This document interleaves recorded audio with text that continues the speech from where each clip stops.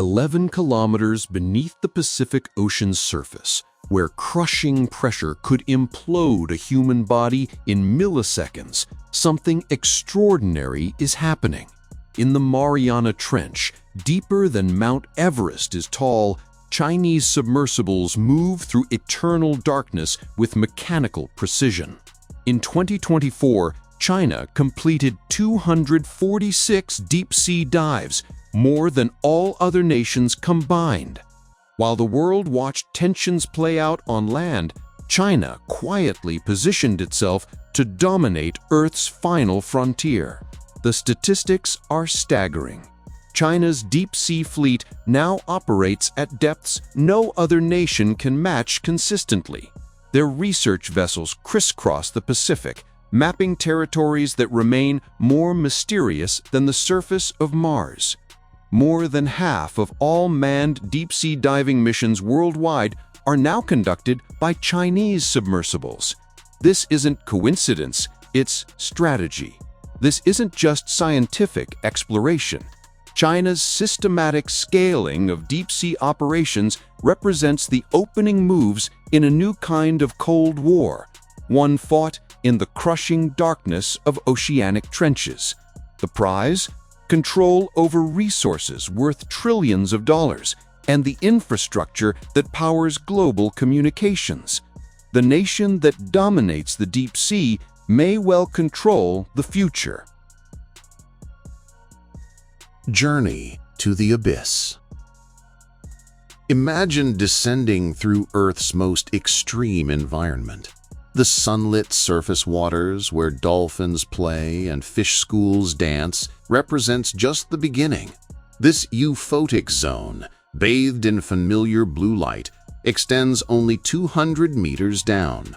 A thin skin on an ocean that plunges to depths of 11,000 meters. Below 200 meters, twilight begins. The mesopelagic zone holds 90% of the world's fish biomass, despite receiving almost no sunlight.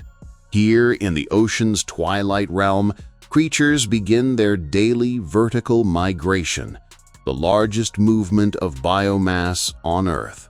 Lanternfish flash like living stars. Vampire squid drift through the gloom, and the first hints of the alien world below emerge. As we plunge deeper, pressure increases relentlessly.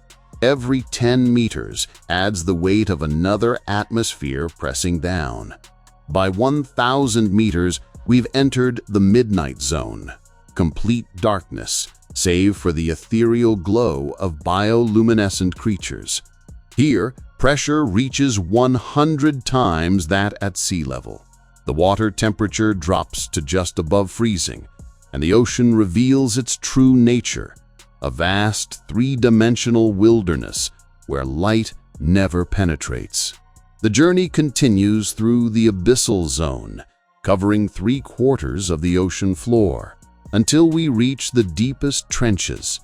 At 6,000 meters, we enter the Hadal zone, named for Hades, the ancient Greek underworld. Only 0.25% of the seafloor lies at these depths, yet it represents 40% of the ocean's total depth range.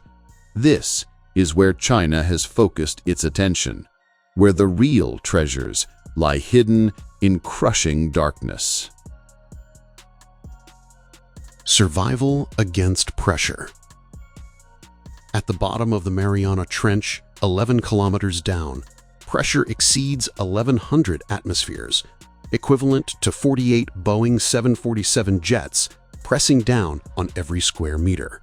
The temperature hovers just above freezing, and no sunlight has ever penetrated these depths.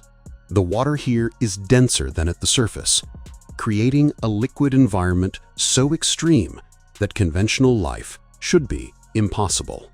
Yet life thrives. Scientists recently discovered over 7,000 new microbial species in the Mariana Trench alone, 90% previously unknown to science.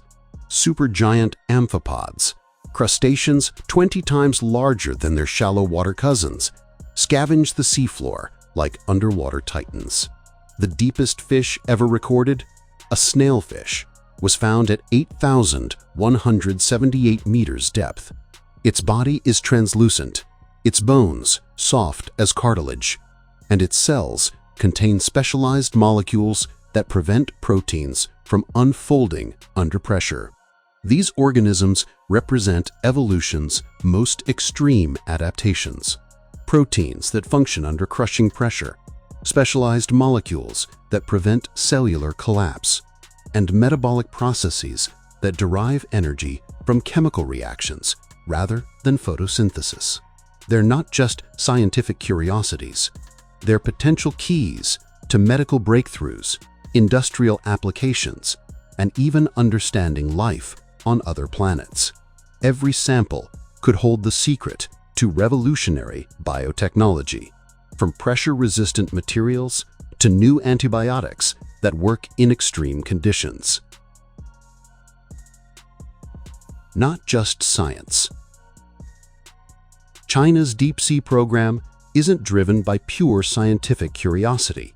It's part of a comprehensive national strategy that began taking shape in the early 2000s. Since 2012, China has established at least 12 institutions dedicated to deep-sea research, with plans to employ 4,000 people by 2025. Their 3 submersible fleet, Jiaolong, Shenhai Yongxi, and Fendozhe, represents a technological progression that has outpaced all competitors.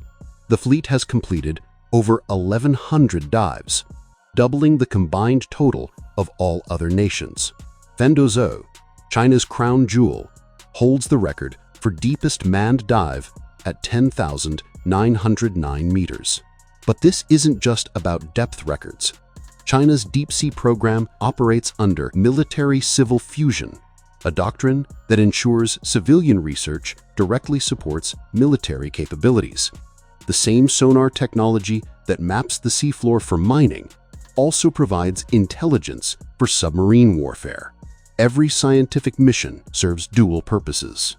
In 2024, China commissioned Tanso-3, a 104-meter research vessel with dual-directional ice-breaking capabilities. Meanwhile, China holds 5 of the 31 exploration licenses granted by the International Seabed Authority. The United States holds 0. China has quietly secured mining rights to seafloor areas larger than India. Fire, ice, and cold seeps. Deep beneath the ocean floor lies fire ice, methane hydrates that could revolutionize global energy. These crystalline structures contain 10 times more methane than all conventional natural gas deposits combined. In 2017, China successfully extracted up to 35,000 cubic meters of gas daily from the South China Sea. The deposits they accessed could satisfy China's oil consumption for 50 years. But energy is just the beginning. Scattered across the deep ocean floor are polymetallic nodules, potato-sized concretions containing manganese, nickel, copper, cobalt, and rare earth elements. The Clarion-Clipperton Zone alone contains 21.1 billion tons of these mineral treasures. The numbers are staggering. A single nodule field contains more nickel than all known land-based reserves. China's exploration areas contain an estimated 744 million tons of dry nodules. These aren't just rocks. They're the building blocks of our technological future. Electric vehicle batteries, solar panels, wind turbines, and military equipment all depend on these materials. China already controls 95% of global rare earth processing. If they dominate deep-sea mining, they could control the entire supply chain for clean energy technology, creating a monopoly that would reshape global power dynamics. The cost of extraction. China's Pioneer 2 mining vehicle has successfully operated at 4,000 meters depth, crushing nodules with hydraulic systems, while clouds of sediment billow around it like underwater dust storms. The machine can collect 200 tons of nodules per hour, processing them on the spot before sending the valuable metals to the surface. The technology is impressive, but the environmental cost could be catastrophic. A single mining operation could impact 32,000 square kilometers over 20 years, an area larger than Belgium. The seafloor, formed over millions of years, would be scraped away in minutes. Scientists warned that recovery could take millions of years, if it's possible at all. The deep sea isn't empty wasteland. It's Earth's largest habitat. Cold seeps, where methane bubbles from the seafloor, support unique chemosynthetic ecosystems. Giant tube worms, specialized mussels, and countless microorganisms depend on these environments. Each nodule field is an ecosystem unto itself, with organisms that may have evolved in isolation for millions of years. Mining would destroy habitats that took millions of years to form, potentially driving unknown species to extinction before we even discover them. The deep sea stores vast amounts of carbon. Disrupting it could accelerate climate change. The ocean floor acts as a carbon sink, and mining could release stored carbon back into the atmosphere. Warfare in silence. Beneath the world's oceans runs a hidden network more critical than any highway system. 1.4 million kilometers of undersea cables carrying 99% of intercontinental internet traffic.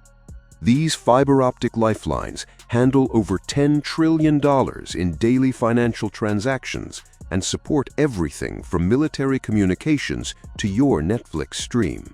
Without them, the global economy would collapse within hours. The cables follow ancient shipping routes, running through choke points where they're most vulnerable. A single cable cut can isolate entire continents, as happened when the Red Sea cables were severed in 2024, disrupting 25% of Asia-Europe data traffic. In February 2025, China unveiled a new weapon, an advanced cable-cutting device capable of operating at 4,000 meters depth. This diamond-coated system can sever the steel-armored cables that carry 95% of global data. The device, controlled by autonomous underwater vehicles, can approach cables undetected and cut them with surgical precision. Recent incidents tell a troubling story. In the Baltic Sea, Chinese-flagged vessels were suspected in multiple cable cuts. The Yipang 3 dragged its anchor for over 100 miles, severing critical communication links between Finland and Germany. Each cut was precisely placed at the most vulnerable points. China's expanding influence in the cable industry, controlling 25% of global submarine cables, gives them unprecedented leverage over global communications. They know exactly where every cable runs, how it's protected, and where it's most vulnerable. Deep-sea dominance could transform this economic tool into a weapon of war, allowing China to isolate enemies by cutting their digital lifelines. Who will own Discovery? While China dramatically scales up operations, the United States falls behind in a race that will determine the future of ocean exploration. China operates 12-plus dedicated research institutions, while the U.S. proposes cutting oceanic research budgets entirely. China's deep-sea investment has grown 400% since 2010, while American funding has remained flat. The numbers tell a stark story. China holds 5 International Seabed Authority exploration contracts covering 775,000 square kilometers of seafloor, while the United States holds 0. China's military-civil fusion strategy ensures that civilian research directly supports national security objectives. American research vessels are aging and underfunded. The legendary Alvin submersible can only reach 4,500 meters, less than half the depth of China's Fendozer. China launches more deep-sea missions in a single year than the U.S. has conducted in the past decade. This isn't just about scientific prestige, it's about strategic control. The nation that dominates deep-sea research will write the rules for resource extraction, environmental protection, and technological development. China's systematic approach has created a first-mover advantage that will be difficult to overcome. American allies are taking notice. Norway became the first country to authorize deep-sea mining in national waters. Japan plans large-scale extraction by 2025. The race is accelerating, and the U.S. is being left behind. While American politicians debate budget cuts, China deploys another research vessel and maps another section of the sea floor. As we rise from the ocean's deepest trenches, one truth becomes clear. The future may belong to whoever controls the sea floor. For China, this is no longer just exploration. It's a strategic race for resources, cables, and power. While others watch the surface, China has claimed the depths. This is the new Cold War, silent and already underway. The question now isn't if the deep sea will be claimed, but who will get there first.